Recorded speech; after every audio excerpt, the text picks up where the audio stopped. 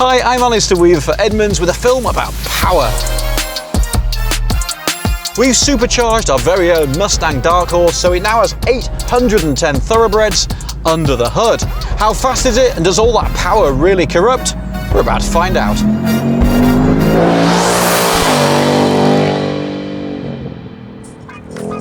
We've owned several Mustangs before, and the most recent was our favourite. Our entire test team eulogised over our 760 horsepower Shelby GT500, a car so brilliant it inspired Edmunds U-Drags. We cried real tears when we sold it.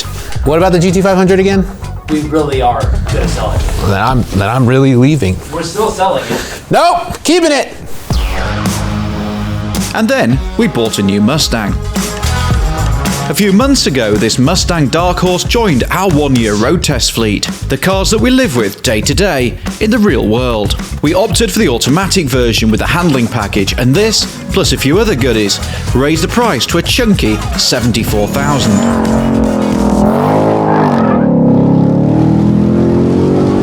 I did the original road test of the Dark Horse back in the day, and despite the 5-litre V8 developing 500 horsepower, we all felt it could handle a bit more oomph.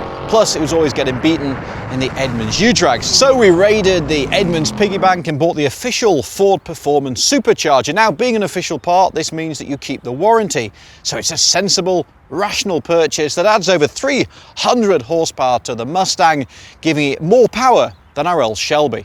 Blimey. We bought the Supercharger kit for 10 grand, which includes the Whipple blower, that's a famous name to forced induction fans, plus a new intercooler, throttle body, a set of high-performance spark plugs, and the injectors that featured on the GT500. And then we handed it all over to Galpin. Well, welcome to the #1 custom automotive shop in the world. So we're at Galpin Auto Sports here in the San Fernando Valley, here to get the Ford Performance Supercharger installed on our Mustang Dark Horse. I would say this is my 50th supercharger I've installed so far. Yeah, I've done a lot. All in, you'll spend about $15,000 for the kit and install, which takes the total price of our car to $90,000. Technically, the kit can be fitted to any V8 Mustang, so you could pay from as little as $65,000 for a supercharged car. But we reckon most customers will spend about $80,000. After all that, our Dark Horse is now pushing out 810 horsepower and 615 pounds-feet of torque. Not only is that more than our old Shelby, it's more power and torque than any gas-powered car in the top 10 on the Edmunds U-Drags leaderboard. At least that's the claim. We'll be taking our car to a dyno to see for ourselves how much power it makes. Give us a like and subscribe so you don't miss out on that. To accommodate the new blow, we had to remove the cross brace, which brings rigidity to the front end. Now, that seems suboptimal to us. So these are the bits she's showing off down the local Cars and Coffee. 3-litre Whipple supercharger and a whole new intake system, including some pretty cool air filters right here. Of course, they've also played with the software, so the engine recognises what you've done to it. And you get a couple of extra stickers up here. One to say that it's fully California certified, which is a good thing because we're in LA, and the second to reveal that your service intervals have been reduced, so this thing will cost more to run, and I don't just mean in gas and tyres. What else have we replaced? Well, absolutely nothing. The same tyres, the same brakes, the same steering, the same suspension. So, have we added too much chili to our curry? Let's find out. Welcome to the acceleration straight at the Edmunds test track, and let's start with a major omission. If you buy the manual version of the Dark Horse, you get launch control. If you buy the automatic, you don't, which is kind of madness. GT500 had launch control. This generation of the Dark Horse, no launch control. But thankfully, I have an exquisitely tuned right foot. So, how are we going to launch this thing? Well, to start with, I've turned the stability and the traction control off. I'm going to use my left foot just to build up a little bit of pressure, and then I'm going to roll off the brake and then feed the power with my right foot. I've got my Race Logic V-Box positioned here, connected to satellites. That'll give me the 0 to 60 and the quarter mile. So let's give it a whirl. Foot on the brake, it's building up gently. I'm giving it about 1500 RPM. I'm going to step off the brake and feed the power. Here we go. Ooh.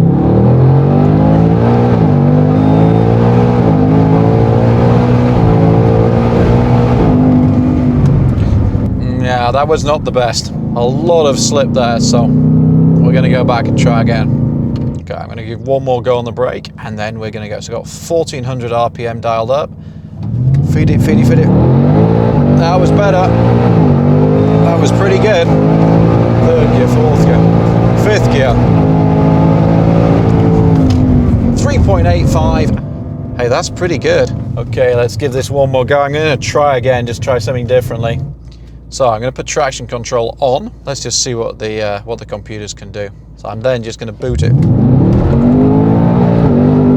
How does that do?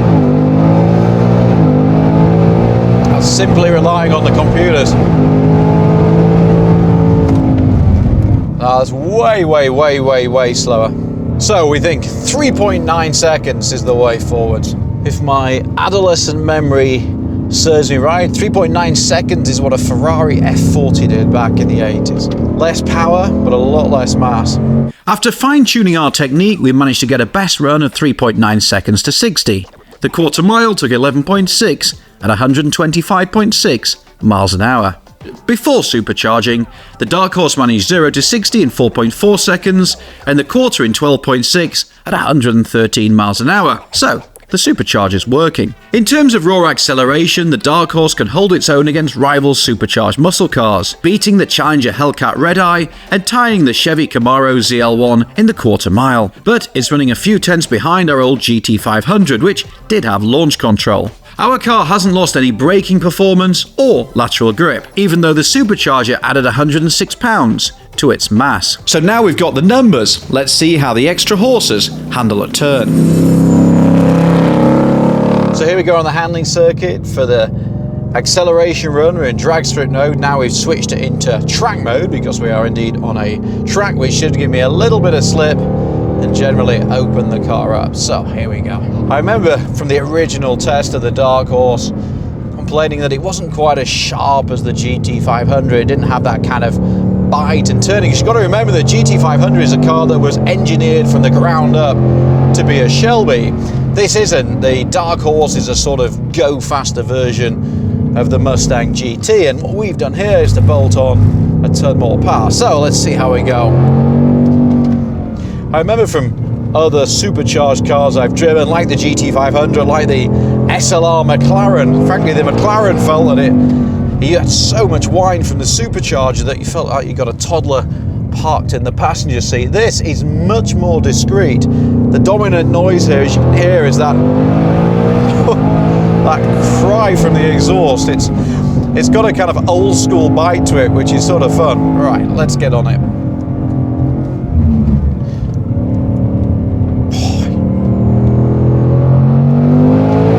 Just open it up. Gee, I can start to smell the brakes a little bit already. It's got a lot of work to do. This is a lot of car. What's kind of interesting about it is you've got a very, very long accelerator pedal. It reminds me of like an old TVR I used to drive back in the UK. The idea being that if you haven't got a lot of traction, if you have a long pedal, then you've got plenty to work with, even if you haven't got the throttle finesse of a Max Verstappen. It's a little bit softer than you might imagine. Yes, we're going hard on the track, but remember the old GT500, it all felt very sort of taut and tied down. I remarked on this when I drove the non-supercharged Dark Horse. When you take a turn in, it has like a little bit of body roll, and then it sort of takes a set, and then you can apply the power, and I think it's actually exaggerated in this car. What is remarkable though is I've got a lot of grip. You know, these, it might not have the Sport Cup 2R tyres of the Corvette ZR1 I drove a couple of weeks ago, but these Trofeo tyres are pretty aggressive. They give you a lot of grip in the dry, which is a good thing because we've got a lot of power. Right, so what I was using there was like advanced traction control. So I'm now fully off. It's now all on my talent. Take it in. It's not really, it's pretty well balanced. Using all the circuit here. Touching nearly 100 miles an hour into braking for this little chicane. That is pretty fast. Changes direction well. I think because it has that initial roll, it doesn't feel too intimidating. It doesn't have that kind of instant transition into oversteer. You get a a little bit of roll, initial bit of a little push, and then you've got to be pretty aggressive with the throttle to start to change its attitude.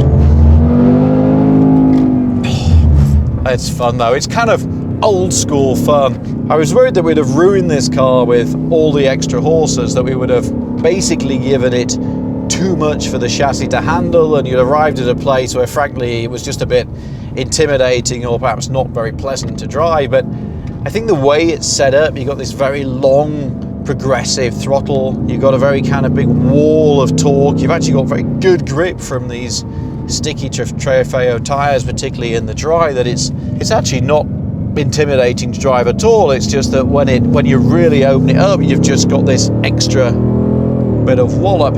It just kind of takes that sort of Mustang muscle car vibe and turns it up a few notches. A little less sports car, a little more muscle. Oh, of course there are limits of grip when you have over 800 horsepower, and we thought we'd come to our low grip handling circuit to really test this car's balance and how controllable it is with all the extra power. So here we go. This is basically simulating ice. So here we go.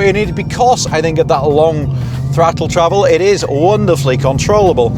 I'm pretty much able to put this car wherever I want on the circuit with just a lot of ease and grace. It's lovely. So for a car with standard suspension and over 800 horsepower, this is actually remarkably easy to drift. A little change of direction there, flick it the other way, there we go.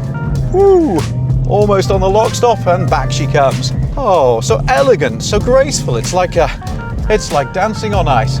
Oh, we need some classical music. We need some Beethoven.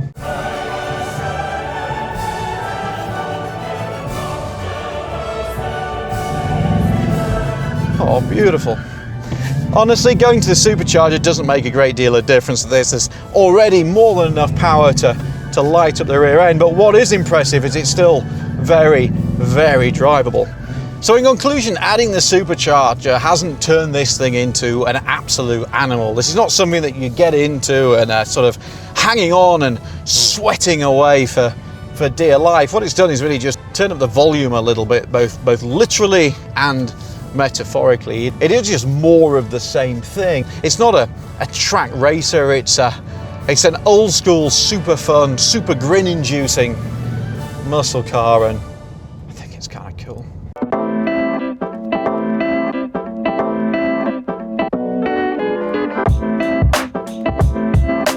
So this is normally the point in proceedings where we discuss what else you could buy for around $80,000. With this car, it's a bit of a challenge. It's actually a bit of a unicorn. Conceptually, BMW's M4 is closest, but it doesn't have the horsepower and arguably has less character too. You can get a nice Corvette Stingray for 80 grand, but today that's a very different type of car, a sports car, not a muscle car. Probably this car's biggest rival is actually a used version of the old GT500 that might be a better investment too. But let's pose the question differently. If you're sitting on a Mustang Dark Horse, or maybe even just a normal V8 Mustang, should you supercharge it? Well, we began this film by asking two fundamental questions. Does it add much speed, and does it change the character of the car? Well, it certainly adds more speed. We were mighty impressed by its sprinting ability, but it's in the mid-range where traction isn't a problem that you can really feel that extra oomph. And does it change the character of the car? Well, no, not really. Actually, what you get is more of the same, but with an extra dollop of power. Think of it as Alexander Usyk, the boxing champion. He went from cruiserweight to heavyweight, but lost none of his skills. In truth, no one needs an 810 horsepower Mustang, but then nobody really needs a 500 horsepower version either. If you got the money, what the hell? Us? We're going to enjoy it. Of course, we will be taking it to the Edmunds U-Drags track. Will it have revenge over the Chevrolet Corvette? Maybe. And what else should we race it against? You tell us in the comments below. And while you're there, if you haven't already, like and subscribe. Thanks for watching. See you next time.